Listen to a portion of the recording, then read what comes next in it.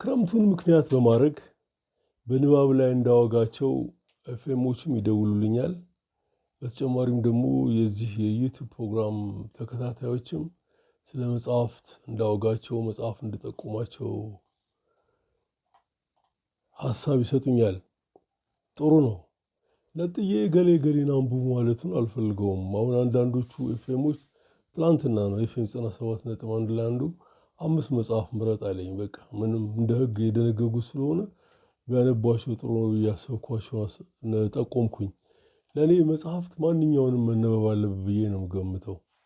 ምክንያቱም ደራሲ ሲጽፈው እንድናነበው ፈልጎ ነው።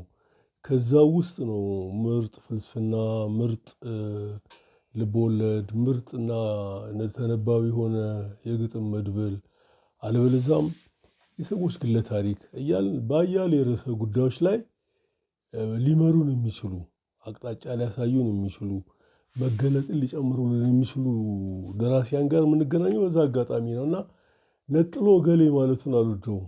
ለማንኛውም የጠየቁኝን ተናግሬያለሁኝ። እዚህ ዩቱብ ላይ አባታችን ዶክተር ዘነበ ወላ እኔ መጽሐፍ ማንበብ አልወድም ግን 13 መጽሐፍ አንብቤያለሁ ያለኝ አንድ ገር አጋጥሞኛል። ለምን ዶክተር እንዳለኝ አላውቅም። እንግዲህ ሀበሻ የመብላት የመጠጣት የሆድ ጥያቄ ምንም ከተመለሰለት በኋላ ከሌላው የሚለይበት ከፍ ብሎ የሚታይበት ነገር ስለሚፈልግ ተቀጥላውን ይፈልገዋልና ዶክተር አለኝ። ግር ብሎኝ ያው በጽሁፍ ስለሆነ መመለስ ስላልማልችል ዝምታውን መረጥኩኝ።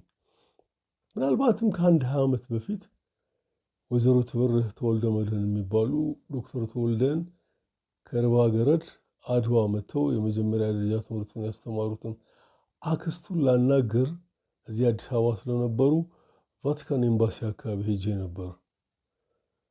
ወይዘሮ ትበርህ እንዳገኙኝ ዶክተር ነህ አሉኝ። ኧረ አይደለሁም።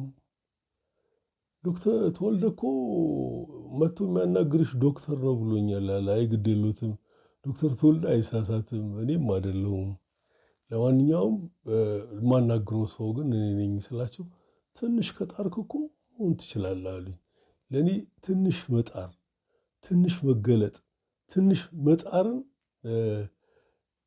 እንዲህ ሁሉም ወላጆቻችን የሚለኩሱብን ቢሆኑ ኖሮ ሁላችንም በተሰጧችን በዝንባሌያችን በምን ትልቅ የምንሆንበት ሁኔታ እንፈጥራለን ብዬ እገምታለሁ። አሁን እሳቸው ያን ሲሉኝ ወገግ ብሎ ነው ብርሃናማው መንገድ የታየኝ። በሚሄደው መንገድ ደግሞ የበለጠ ጥሩ ልሆን እንደምችል ከራሴ ጋር እየመከርኩ በዚሁ ጥረት መቀጠል አለብኝ። ከራሴ ጋር ሳቄ ቀጥያለሁኝ። ትላንትና ደግሞ የቀድሞ የባህር ኃይል አባሎች ምናልባት 1 6 7 8 ሆነው ለመነጋገር ነገ ራስ ሲል ቀጥሮኛል ይመስለኛል። የሚጻፍ ነገር አለ። እሱን እንዴት እንጻፈው ነው። እዛ ላይ አንተ ምን አስተዋጽኦ ይኖርሃል ነው። አሁን ደግሞ ጊዜ የሚሸጥበት ዘመን ላይ ነው። እኔ ደግሞ እምጽፈውን ጽፌ ለተወሰኑ ጊዜያት የሚቀረኝን መጠቀም እንጂ እንደዚህ አይነት ከባድ ነገር መቀበል አልፈልግም። ለማንኛውም መምከሩን አልጠላውም። ይህንን ጉዳይ ሲያናግረኝ የነበረ የባህር ኃይል የቀድሞ ባህር ኃይል ሰው ማዕረግህ ምንድን ነው አለኝ። ባህር ኃይል ሲበተን እኔ ፒቲ ኦፊሰር ሰርድ ክላስ ነበርኩ። ህዝቡ በብዛት የሚያውቀው ሊዲንግ ሲማን በሚለው ማዕረጌ ነው። ምክንያቱም ብዙ የሬዲዮ ፕሮግራሞች እዛ ላይ ጽፌያለሁኝ። ባህር ኃይሉ ሲበተን ፒቲ ኦፊሰር ዘነበ ወላ ነበርኩ አለኝ። ኮማንደር ልበል አለኝ። በጣም ደነገጥኩኝ። ምን ማለት ነው ኮማንደር ማለት? እኔ በዛ መንገድ አልሄድኩም። የሄድኩት በሌላኛው መንገድ ነው። ፒቲ ኦፊሰር ጋር ደርሻለሁ። አሁን እድሜ ፈቅዶ ባህር ኃይሉ ቢኖር ኖሮ ምናልባት ያንግ ማስተር ቺፍ ይባል ነበር። በተረፈ ግን ኮማንደር ልትለኝ አይገባም። ኮማንደሮች የሄዱበትን መንገድ አውቀዋለሁ። 12ኛ ክፍል ማጠናቀቅ፣ ከዛ በኋላ ናቫል ኮሌጅ መግባት፣ 4 ዓመት የሚሰጠውን ትምህርት መማር፣ የመጀመሪያ ዲግሪውን ከያዘ በኋላ 2 ዓመት ቆይቶ ጁኒየር ሌፍተናንት ይሆናል። 5 ዓመት ቆይቶ ሌፍተናንት ይሆናል። እንደገና 5 ዓመት ይቆይና ኮማንደር ይሆናል። እኔ በዚህ መንገድ አልሄድኩም። ለምንድን ነው ኮማንደር የምትለኝ? እንዲቀልል ትፈልጋለህ? በቃ አቶ ዘነበ ወላ በለኝ። አቶ ዘነበ ካልከኝ በቂ ነው አልኩኝና ቅር አለኝ። አልወደድኩትም። ምክንያቱም ሰው በህጋዊ መንገድ በተማረው ስልት በተሰጠው ጸጋ የተሰጠውን ማዕረግ መጠቀም ትቶ ዝም ብሎ ይዋቸረበት ነው። ዘነበም በዋችር እያለኝ ነው። እኔ ደግሞ እንደዛ አይደለሁም እንደዛ እንድትለኝም አልፈልግ። ደግሞ እንደውም አጠገቡ አለቃዬም የነበረ ኮማንደር ቆሟል። በሱ ስልክ ነው የምናወራው እና ለማረም ሞከርኩኝ። በዚህ ቅር ስላለኝ ስብሰባውን እንደማልገኝ ተናግሬ ሰረስኩ እና ስንጠራ በራሳችን ማንነት በራሳችን ምንነት ነው እንጂ ዝም ብሎ ማንጠልጠያ መጨመሩ ጥሩ አይደለም። አሁን በጣም እየበዛብኝ የመጣው ነገር ተልክ በላይ ማንጠልጠያ ይፈጥራል። አሁን የሕፃን ልጅ ከገርነት ነው አባታችን ሲል እቀበለዋለሁ፣ ደስ ይለኛል። ለትውልዱ አባት ነኝ ብዬ አስባለሁኝ፣ ጉልምስናውም ስለሚፈቅድልኝ። በተረፈ ዶክተር ልክ አይደለም በፍጹም። እንደዚህ ያን ነገር ልንለምድም ልናስለምድም አይገባም። አንድ መጽሐፍ ለዚሁ ጉዳይ ስላነበብኩት በነገራችን ላይ በቀዳማዊ ሥላሴ ዘመነ መንግስት ግራዝማች ቀኛዝማች የሚለው ማዕረግ የሚሰጠው በንጉሱ መልካም ፈቃድ ነው። ንጉሱ አንድ ጠቅላይ ግዛት ሲሄዱ ይሰበሰብና ከዛ በኋላ መሸጥ ጀመረ ይላል። ይህን ጉዳይ የሚያውቅ ሰው ግራዝማችም ቀኛዝማችም ለመባል 2,000 ብር ከከፈልክ ትባላለህ አለ። ይሄ የሚሆነው ጅማ ውስጥ ነው። ብዙ ሰው ግራዝማችም ቀኛዝማችም ተባለ። 2,000 ብር መክፈል የቻለ አንዱ ደላላ ነው። እንዲሁ ሰው ስለሚወደው ብቻ ቀኛዝማች አሉት። አብዮት ሲመጣና እነ ግራዝማችና ቀኛዝማችን መጠራረግ ሲጀምሩ ኧረ እኔ እንደዚህ አይነት ማድረግም የለኝም ሴት ስትጠራበት ቆርባ አብረህ ዱል ከርመ ተብሎ ገብቷል የሚል ተመቷል የሚል አብዮት ወቅት የማይጨከንበት የለም የሚል ነገር አንብቤያለሁኝ። መጽሐፉ መጤዎቹ ነው የሚለው። ደራሲው ስነ ጽሁፍን አውቃለሁ በሚል ዝም ብሎ በድፍረት የጻፈ ነው። ስርዓተ ነጥብ የለውም። ምናልባትም ወደ 3 ገጽ ገደማ እንዳረፍተ ነገር ሊጽፍልህ ይችላል። ይሄ ካለማወቅ ነው። ለሚያውቅ ቢያሳይ ኖሮ ጥሩ ጭብጥ ያለው መጽሐፍ ይወጣው ነበርና በቴክኒኩን ካለማወቅ አውቃለሁ ብለህ በመወሰን የመጽሐፉን ውበት አውርዶታል እንጂ በተረፈ ሊሰራበት ያሰበው ጭብጥ በጣም አሪፍ ነበር። እንደምንም እዚህ ድረስ ከደረሱ በኋላ ይውቃኝ ብዬ አቆመዋለሁኝ። ጋይ ስብሐት ደራሲ ስብሐት ሲሉኝ መጀመሪያ ይለኝ ነበር ይላል። ቅፍፍ ይዘነገን የነበረ ደግነቱ አበሻ 10 አለቃ ገሌ፣ መምህር ገሌ፣ ኢንጂነር ገሌ ግን ለማኝ ገሌ ያለ ማለቱ እንዴት ጥሩ ነው የሚለው ብሂል ነበረው።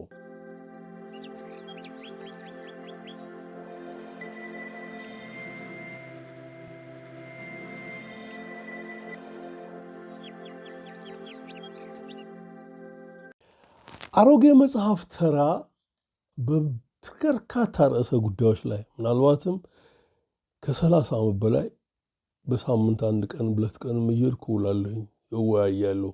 በበርካታ ርዕሰ ጉዳዮች ላይ ከፀሐይ በታች ባሉ ማንኛውም ጉዳይ ላይ ውይይት ይካሄዳል።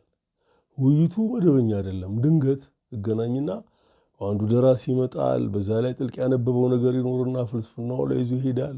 የሚቀጥለው ቀን የምታገኘው ሎየር ነው። የህግ አዋቂው ደግሞ ይተነትንልሃል። የሚቀጥለው ቀን የምታገኛት በግጥም ላይ ነፍስና ስጋዋን የገዛው አንብባችኋት ወደ እያል ትተነትንልሃለች እና በሀሳብ ለመምጠቅ ትልቅ ቦታ አሮጌ መጽሐፍ ተራ ነው። እኔ በማነጽ እኔን በመገንባት ትልቅ ሚና ነበረው ብዬ ነው የምገምተው። ምክንያቱም መጽሐፍት ላይ እንወያያለን። መጽሐፍትን ይጠቁመዋል። ካስፈለገም ትገዛዋለህ። ከዛ እንታነበውና ሀሳቡን የራሳችን የሁላችንም የሚሆንበት ሁኔታ ይፈጠራልና አእምሮን በመገንባት ትልቅ ሚና ነበረው መጽሐፍት። አሮጌ መጽሐፍ ተራ አሁን ዘመኑ አልፎባቸው ከጨዋታው ወጥተዋል። እርግጠኛ ነኝ አንድ ቀን ደግሞ በየቦታው ሆኖ እንደገና አግኝተናቸው ያንን አይነት መገለጥ እኔ በህይወቴ ሐሳብ ከፀሐይ በታች እንደ ጉድ ተበትኖ ተመልሶ የተገጠመበት አንድን ነገር በሺህ አቅጣጫ የታየበት እማቀው አሮጌ መጽሐፍ ተራ ነው። እዛ አካባቢ ያገኘኋቸው ወዳጆቼ ወንድሞቼ ሁሉ አሁንም ስንገናኝ በፍቅር እንጠያየቃለን። በምንኖርበትም ቦታ በሀሳብ አንድ ነን። ይህን እንድናደርግ ያደረገን እንግዲህ ንባብ ነው፣ ማንበብ ነው። ግዙፍ ነው ዓለማችን። የሰው ልጅ የሚያውቀው ውስን ነው። ከነጭራሹ ካለማወቅ ግን በእንዲህ መልኩም ጥሩ መደበኛ ትምህርት ከተቻለ አሪፍ ነው መማር። ከሌለ ራስን በራስ ማስተማር ማንበብ። ከዛስ እንዲህ አይነቶቹን ቦታዎች ሄዶ መታደም ደግሞ ለመገለጥ ትልቅ ትልቅ ትልቅ ትልቅ አስተዋጽኦ አለው። አገሪቱ ያፈራሻቸው አንቱ የተባሉ ምሁራን፣ አገሪቱ ያፈራሻቸው እጹብ ድንቅ ተብሎ የተጨበጨበላቸው ደራሲያን፣ ገጣሚያን፣ ከያንያን፣ ተዋንያን ሁሉ አሮጌ መጽሐፍት አግኝቼ ባያሌው መወያየቴን አስታውሳለሁና ያግዛል። መጽሐፍ ተራ አካባቢያችሁ ካለ ዝም ብሎ ሰበብ ፈልጋችሁ 15 ደቂቃ እዛ ጋር ቆም ብሎ ለማውጋት ራሳችሁን ስጡ። በሚደንቅ መልኩ 15 ደቂቃ ይቀርና 30 ይቀርና 1 ሰዓት ከምናምን ከዛ በሐሳብ በጣም ከመዋደድና ከመግባባት የተነሳ ስልክ ተለዋውጣችሁ የምትለያዩበት ጊዜ ይኖራል።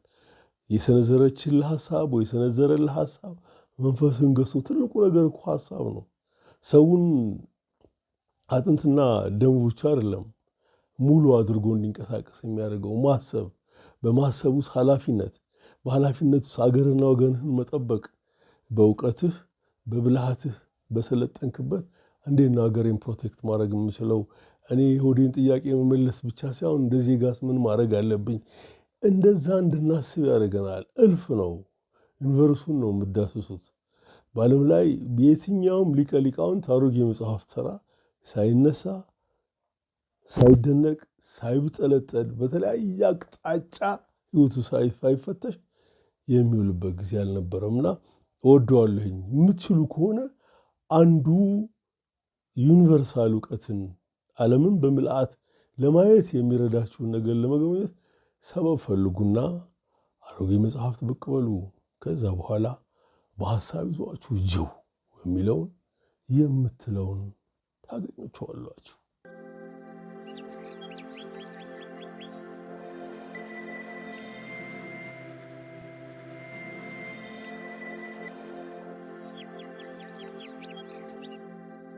የአዲስ አድማስ ጋዜጣ ፈጣሪ አስፋ ጎሳዬ ማሰብ ፈለኩ። በሐሳብ ላይ ነፍስ ውስጥ ያለን ነገር ነቅሶ የማውጣት አቅሙን ላሳያችሁ ነው። ካሴ ጋር በሳምንት አንድ ቀን ገናኝ ነበረ። በህይወት በነበረ ጊዜ ሐሙስ ከ10 ሰዓት በኋላ ሄዳለሁኝ እኔ አዲስ አድማስ። ከዛ አንዱ ጥግ እቀመጣለሁ ነቢይ ቢሮ ውስጥ። እነሱ እየሰሩ ነው። ፕሩፍሪድ የማደርገው ነገር ካለ ይሰጡኛል። አነብና መልስላቸዋለሁኝ። እንዲህ እያለ ስራው ሲጠናቀቅ ለአቅመ ቢራ የደረሳችሁ መኪና ውስጥ ግቡ ተብላችኋል ይባላል። ገባለን። ቆንጆ መኪና ነበረች፣ ስሟን ጠፋኝ። እና እዛው ስንገባለን ራት ይበላል። አንዱ ባርና ሬስቶራንት ሄደን ከራት በኋላ ሁሉም ለምርጫ ይዞ አሁንም ዓለምን መፈተሽ ነው። እዛ ጋ በጣም የማድመጥ አቅም ይጠይቃል። የሚነሱ ነገሮች አሁን በጥልቅ ያነበቡ ልጆች ናቸው። ነብይ አለ፣ አሰፋ አለ፣ ተፈራ አለ፣ ሌሎች ጓደኞቻችንም አሉ። ይተነተናል። የዛኔ በደንብ መስማት የመስማት አቅምህን ማሳደግ ያስፈልጋል። እኔ በእንደዚህ አይነት ላይ ራቴን እበላለሁኝ። ድራፍት ነው የምጠጣው። ድራፍት ደንበሻ ያለ መልእክት ነው የሚያደርሰው እንጂ ምንም የሚያመጣው ነገር የለም። አልኮል የምቀላቅል ከሆነ መሳተፍ እችላለሁ። የሚደንቀው አጋጣሚ ነገ ምን እንዳወራን ማስታወስ አልችልም። ስለዚህ ምን ባህሪን ስለማውቅ አልኮል አልጠጣም። ድራፍትን የጠጣው ማን ምን እንዳለ በደንብ ሰማለኝ። ራሴን እንደ ጥፋተኛ አሁንም ቆጥሮ ያንን ውብ ጊዜ ከእነሱ ጋር ካሳለፍኩ በኋላ ቤት መጥቼ ማስታወሻ መያዝ ነበረብኝ። ያን አላረኩም። አሰፋም ያረፈ ጊዜ ነብይም ባረፈ ጊዜ ማስታወሻዎች ለፈተሽ ሞከርኩ። አንድም ቀን ማስታወሻ አልያዝኩም። ትልቅ ጥፋት ነው እንጂ በሐሳብ ለመበልጸግ ሁሉን አወቅ ለመሆን ህይወትን የሚበትን አቅጣጫ ለመገቤት ራሱን የቻለ ትልቅ ትምህርት ቤት ነበረ። ሆድ ሞልቷል። የሆድ ጥያቄ ተመልሷል። የሚጠጣው አለ።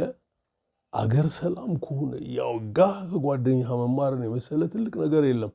በእንዲህ አይነት ሙድ ውስጥ እያለን አንድ ቀን ስለ ኢል ላሰፋ አወራሁለት።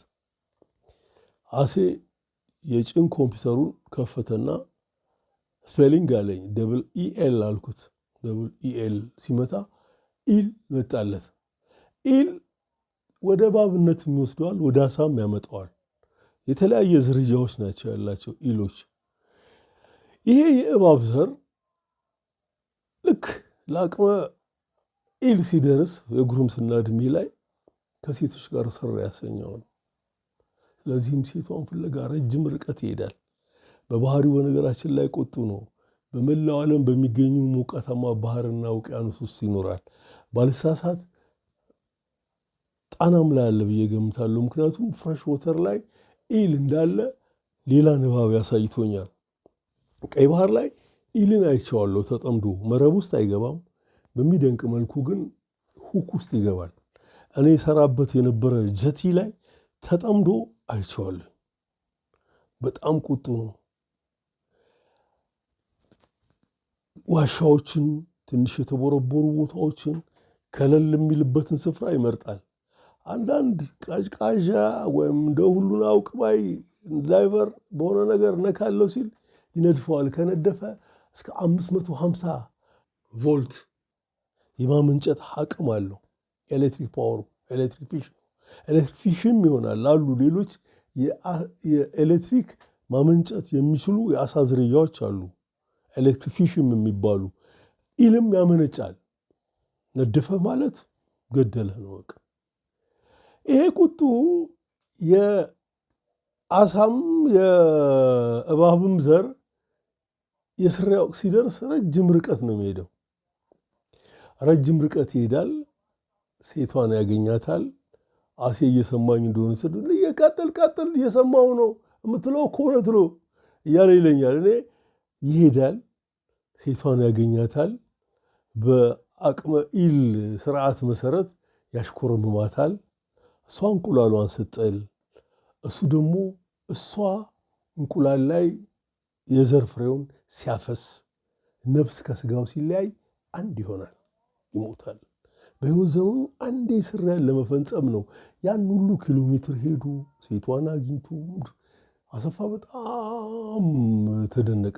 በጣም ተደነቀን። አንተ ገንዘብ አይቸግርም እንዴ? አሁን እኮ ያወራኸው የሚሸጥ ነው። ሄደ እዛ ጋ ቁጭ ብለህ ጻፈው። እዛ ጋ ለኤዲተሮች ስጣቸው። ከዛ በኋላ እዛ ጋ ስትሄድ 100 ብር የምከፍል ልጅ አለች። 100 ብር ገበያ ስትገባ ብትፈልግ ጥብስ ብትፈልግ ቅቅል፣ በዛን ጊዜ 100 ብር ይገዛ ነበር። ከቅርብ ጊዜ ድረስ እኛ ሰፈር ቅቅል 32 ብር ነበረ። እንግዲህ አሁን የት እንደገባ አላውቀውም። ለነገሩ ኮሌስትሮሉ ምኑም ፍራቻ እንዲህ አይነቱን ነገር ትቼዋለሁና ይሄን ያህል ይገዛል ሲለኝ አሴ ያለኝ አሁን ያወራኸው ነገር የሚሸጥ ነው። ከዚህ በኋላም እዚህ ቢራ ለመጣት ብቻ እንዳትመጣ የሚሸጥ ጽሁፍ ይዘህ ና አለኝ። ኦኬ አልኩ። እሱ እስካረፈ ጊዜ ድረስ አዲስ አድማስ ላይ በብዕር ስም ጽፍ ነበር። እነሆ አማኑኤል፣ አሌክስ፣ መልህቅ ምናምን በሚሉና ቢራ መጠጫዬን ማገኛለሁ። አንድ መጽሐፍ ገምግሜ ከመጽሐፉን 50 ብር ብገዛው እዚህ 150 ብር ቢከፈለኝ ያለምንም ጥርጥር 100 ብር ትርፍ ኖረኝ ማለት ነውና ብዙ መጽሐፍቶች በእንዲህ አይነት ትርፍ ነው ያንቀሳቀስኳቸውና እንዴት ፍራንክ ማግኘት አለብኝ በትንሹም ቢሆን ሳይርበኝ ሳይጠማኝ የራሴ ሰው እጅ ሳላይ እንዴት መኖር እንደምችልና አሴ እንደዛ አትግቶኝ ነበረ። አይኑን ይዩልኝ። እኔ እንደዋዛ ነው ስለ ኢል ያወራሁለት። እሱ ግን የሚሸጥ መሆኑን ነገረኝ። ከዛ በኋላ ውስጤ ያሉ ሊሸጡና ገንዘብ ላገኝባቸው የምችላቸውን ርዕሰ ጉዳዮች በጥልቀት እንዳስብ አድርጎኛል።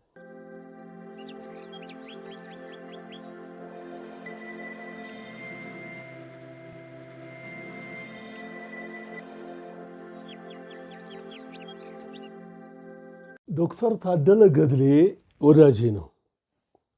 ታዴ አንድ መስሪያ ቤት አብረን ሰርተናል።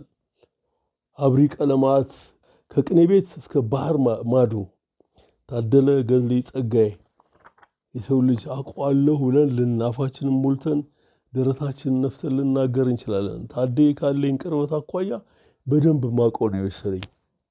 መጽሐፉን ሳየው ታደለን በብዛት አላውቀውም። ከባድ አስቸጋሪና ፈታኝ ጊዜ በልጅነቱ አሳልፏል።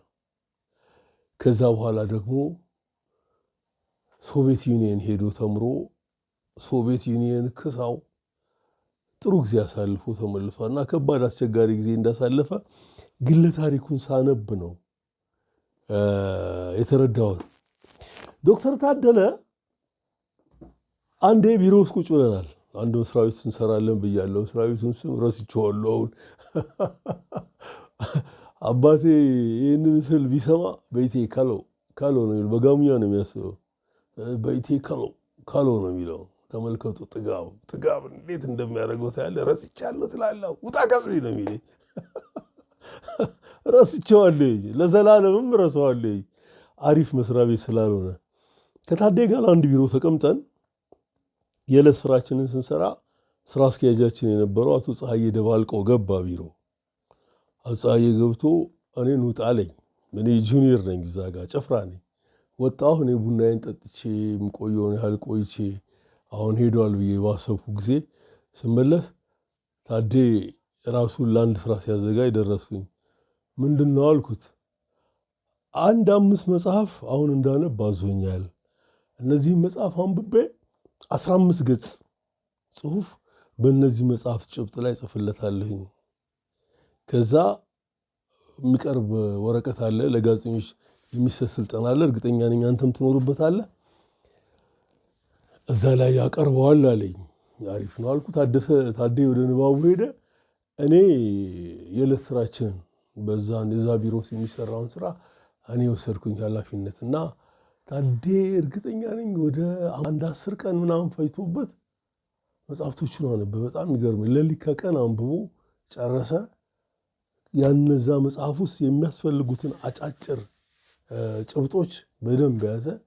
15 ገጽ የተባለውን ኮምፒውተር አስመትቶ ለፀሐዬ ሰጠው እና ወረቀት በሚቀርብ ጊዜ ፀሐዬ በጣም በሚያስደንቅ ሁኔታ ኪነጥበባዊ ለዛው በተላበሰበት በጣም የሚያስቁ ጣል የሚያደርጋቸው ለዛዎች ባሉበት የሁላችንንም ቀልብ በገዛ ሁኔታ ወረቀቱን አቀረበው።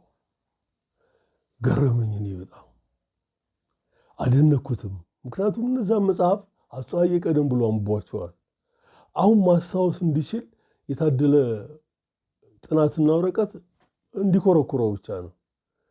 ታዴም ደግሞ ጥሩ አድርጎ ጽፎ ወስዶ ስለሰጥቶ ስለነበረ አስደነቀን፣ አስጨበጨበን እና ስንወጣ ታዴ ስማ ዘነበ አለኝ። እኛ ቤት በገዛ ወረቀቴ እንደዚህ ያስተምረኛል አለኝ። እንዴት ከልብ እንደሳቅ እኔ ነኝ የማውቀውና እንዲህም የሚያስቡ ሰዎች አሉ። ወደ ላቀው ሐሳቢስ ለምን አንዘልቅም?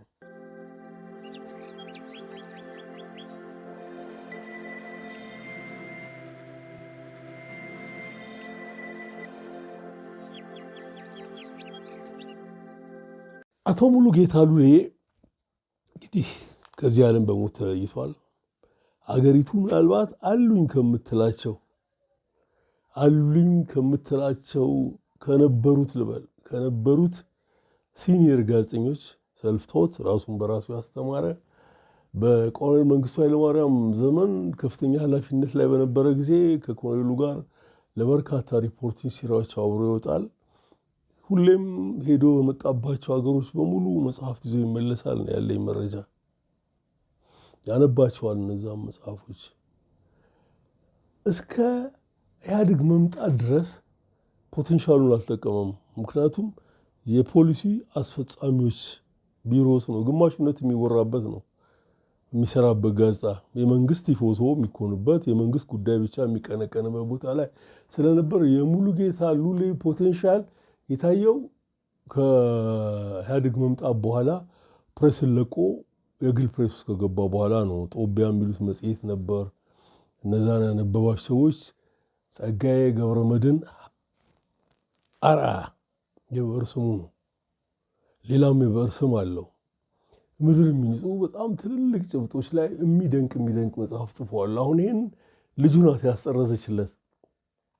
በዳ የተያዘ ህዝብ እና ሰው ስንፈልግ ባጀን 2 ቅጾች ታትመውለታል። አሁን ይህ ቅጽ 2 ነው፣ ቅጽ 1ም አለ። እነዚህን 2 መጽሐፎች ፈልጎ ያነበበ ሙሉጌታ እንዴት ያስባል ያሳያችኋል። የሚደንቅ ነው። ምናልባትም የብዕርን ኃያልነት ለኢህአዴግ ካሳዩ ጋዜጠኞች መካከል አንዱ አቶ ሙሉጌታ ሉሌ ነው ብዬ ነው ገምተው። በጣም ኃያል ብዕር ነበረው። የመግደል ሙከራም ተደርጎበት እንደነበር ሰምቻለሁኝ። ከሚኖርበት አካባቢ ጳውሎስ ሆስፒታል አካባቢ ሲወጣ በሲኖትራክ ለመግጠት ሞክሮ በተአምር ነው የዳነው ነው ያሉኝ። ሊያሰሩት የሚገባን ሰው እኮ ነው አባረው ሰድበው። አንዳንዴ ትልቁ ችግራቸው በመንፈስ የሚመጣን ጣጣ እንዴት እንከላከላለን ብለህ ማሰብ ካልቻልክ፣ ካንተ በላይ ጉዳዩ የገባውና ያሰበን ሰው አስቀይመህ የምታባረር ከሆነ ቲፎዞችን በሙሉ ያርቅብሃል። የሚያምኑብህም የሚደግፉህም በሙሉ ይሸረሸራሉ። ትልቅ ከእርስ በርስ ጦርነቱ ባልተናነሰ ሁኔታ በብዕር ኃያልነት ተአምር የፈጠረ ጋዜጠኛ ነበረ አቶ ሙሉጌታ ሉሌ። በሕይወቱ መጨረሻ ላይ ዩናይትድ ስቴትስ ውስጥ ኒዮም ቾምስኪን ነበር የሚያነባው አሉኝ። እንግዲህ ኃላፊነት አንድ ቦታ ላይ ተቀምጦ ይሆናል፣ ሰፊ ጊዜ ያለ ለማንበብ።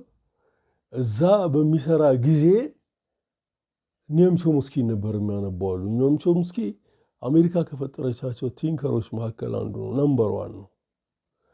በአሳሰብ ከአሜሪካኖች ጋር ሁሉ ይቃረናል፣ ከእስራኤሎች ጋር ይቃረናል። አንደኛ ደረጃ እነሱን የሚተቻቸው የሚያሳጣቸው እሱ ነው። አሁንም በሕይወት አለ፣ ልሳኑ ተይዟል። ማዋጣት የሚገባውን ያህል ስላዋጣም የሰላም ረፍት ይሁንለት። ሙሉጌታ ኢትዮጵያ ቢመጣ ምንድን ነው የሚያደርገው? ምን ሊሰራ ይችላል እያልኩ በጣም ብዙ ጊዜ አስብ ነበረ። ወዳጆቹ የሆኑ ሰዎችን ምንም ጠይቅ ነበርና ያው ዩናይትድ ስቴትስ ውስጥ ባለሳሳት 2009 እንደዚህ ገደማ 2008 ላይ ማረፉን ሰማሁኝ። እሱ ካረፈ በኋላ ነው ልጁ እነዚህ 2 ጥራዞች ያስጠረዘችለት። ትልቅ ነገር ነው ያደረገችው። የአባቷ በር ወደ ዘላለማዊት እንዲሸጋገር የገባው ተከትሎ እንዲያነበውና የራሱን ብርሃናማ መንገድ እንዲሰጥ። ይህ ሰው ጋዜጠኛን እንዴት እንደማያይ አንድ ያጫውተኝን እዚህ ጋር ላክል።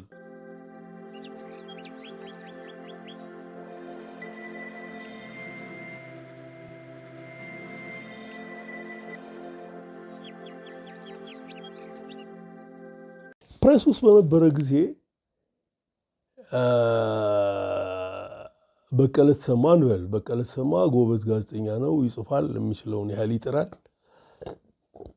2 አርቲክል ብቻ የበቀለ ተሰማን ያነባል አቶ ሙሉጌታ። ካነበበ በኋላ በቀለና ይለዋል ቢሮ፣ አቤት ከራሱ ሼልፍ ላይ እነዚህን 2 መጽሐፎች አንብባቸው፣ እገሌና እገሌ ደግሞ ይጻፏቸው አሉ። ብሪቲሽ ካውንስል አባል ነው ይላል። የድሮ ጋዜጠኛ ብሪቲሽ ካውንስል አባል ነው ብዙዎቹ። እኔም እስከሚዘጋ ድረስ አባል ነበርኩኝ። አባል ነህ ወይ? አይደለሁም። ለመሆን አመልክት። ጓደኛህ ገሌ ገሌ ካርድ አላቸው፣ በእነሱ አማካኝነት እነዚህን 2 መጽሐፎች አግኝ እና ቁጭ ብለህ አንብባቸው። ከዛ በኋላ መንገድህ እንዴት ትሄዳለህ፣ ተሰጥኦን እንዴት ታየዋለህ፣ ታውቀዋለህ ይለዋል። እነዚህን 4 መጽሐፎች ያ በቀለ ተሰማ ቁጭ ብሎ ያነብና ራሱን ያገኛል። ይሄ በፍጹም በቀላሉ የሚሆን ነገር አይደለም። 2 አርቲክል አንድ ጋዜጠኛ የጻፈውን አንብቦ ከዛ በኋላ 4 መጽሐፍ ጋብዞት ራስህን ማግኘት፣ ተሰጥኦህን ማግኘት፣ ጸጋህን ማግኘት በቀላሉ የሚሆን ነገር አይደለም። ሙሉጌታ ብዙዎቹን እንደዛ እንዳደረገ ከሱ ጋር የሰሩ የኔ ታላላቆች አጫውተውኛል። እኔ እንዳለመታደል ከሱ አይነት ሰዎች ጋር አልሰራውም።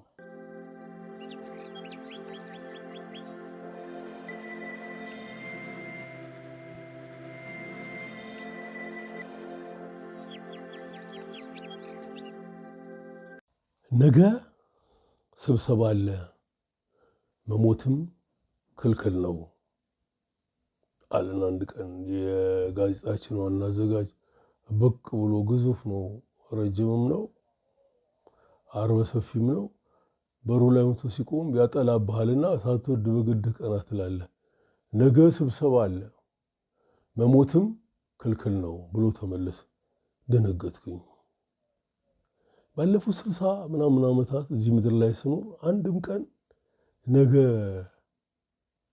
የኔ መሆኑን አላምንም። ምናልባት ወጣትነት ላይ ሞትን ልረሳ እችላለሁ፣ ደንታ አይስጠኝም።